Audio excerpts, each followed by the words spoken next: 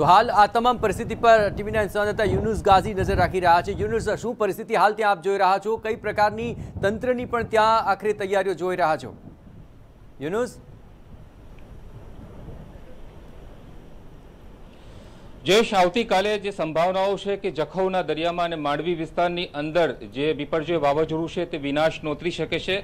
તે પૂર્વે આ વાવાઝોડું છે જે વિસ્તારમાંથી પસાર થવાનું છે તે ઓખાનો દરિયો છે અને અત્યારે જઈ રહ્યો છે ઓખાનો જે સમુદ્ર છે તે ભૂગવાઈ રહ્યો છે। આજે સવારથી જ આ ઓખાના સમુદ્રની અંદર કરંટ દેખાઈ રહ્યો છે અને જે નીચાણવાળા વિસ્તારોની અંદર તો લગભગ 2 દિવસથી જ તંત્ર દ્વારા જે તમામ જે લોકો હતા તેઓને હટાવી દેવામાં આવ્યા છે, પરંતુ કેન્દ્ર સરકારની એજન્સીઓ હોય કે સ્ટેટની એજન્સી હોય, તમામ એજન્સીઓ સંપૂર્ણ સતર્ક છે અને અત્યારે જોઈ રહ્યા છો કે મરીન ટાસ્ક ફોર્સ કે જે દરિયામાં ઓપરેશન કરવા માટે નિપુણ માનવામાં આવે છે તેઓ તમામ અત્યાધુનિક સાધનો અને સંસાધનો સાથે તૈનાત છે કે જો કોઈ પણ સંદેશો મળે અને કોઈ પણ વિસ્તારની અંદર વિકટ પરિસ્થિતિ સર્જાય તો ત્યાં પહોંચવા માટે આ ટીમો તૈયાર છે।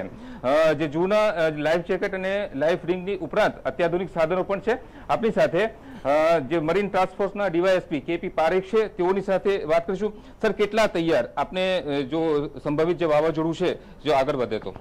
અમે પૂરી રીતે તૈયાર છીએ, પૂરી રીતે સક્ષમ છીએ। મારી પાસે મરીન કમાન્ડો ફોર્સની 3 ડેટ છે જે લોકોએ રેસ્ક્યુ ઓપરેશનની તાલીમ લીધેલી છે। અમારી પાસે પૂરતા સાધનો છે, અલ્ટ્રા મોડર્ન સામાન છે, રિમોટ કંટ્રોલથી ચાલતા બોયા છે જે કોઈ પણ જવાન એને દૂરથી જ કોઈ ડૂબતા વ્યક્તિને બચાવી શકે છે। નાઇટ વિઝન કેમેરાસ છે, વોકી ટોકી સેટ્સ છે, રોપ્સ છે। આપણી કેટલી ટીમો અલગ અલગ વિસ્તારોની અંદર તૈનાત કરવામાં આવેલી છે? અમારી 3 ટીમો છે, એક મીઠાપુર, એક દ્વારકા અને એક ઓખા। 3 ડિટેચમેન્ટ ડિપ્લોય કરવામાં આવેલ છે।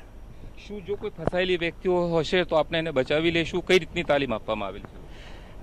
એ જે તે વ્યક્તિની જે રીતે ફસાયેલો છે એની આજુબાજુની ટોપોગ્રાફી ઉપર ડિપેન્ડ કરે છે।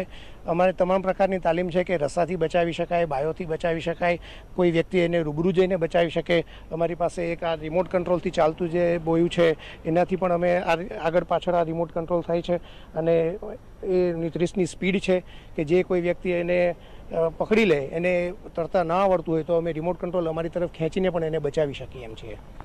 જયેશ, અત્યાર સુધી જે ચીલાચાલુ જે સાધનો હોતા હતા કે બોટ હોય તે મોકલવામાં આવે, સાથે માનવીઓને પણ મોકલવામાં આવતા હતા, પરંતુ કોઈ ઊંડાણવાળા વિસ્તારની અંદર જો વ્યક્તિ ફસાયેલી હોય તો તેને માનવ રહિત આ સાધન છે, બોયા છે, એક રીતની આ બોટ જ છે જે રિમોટથી ચાલે છે।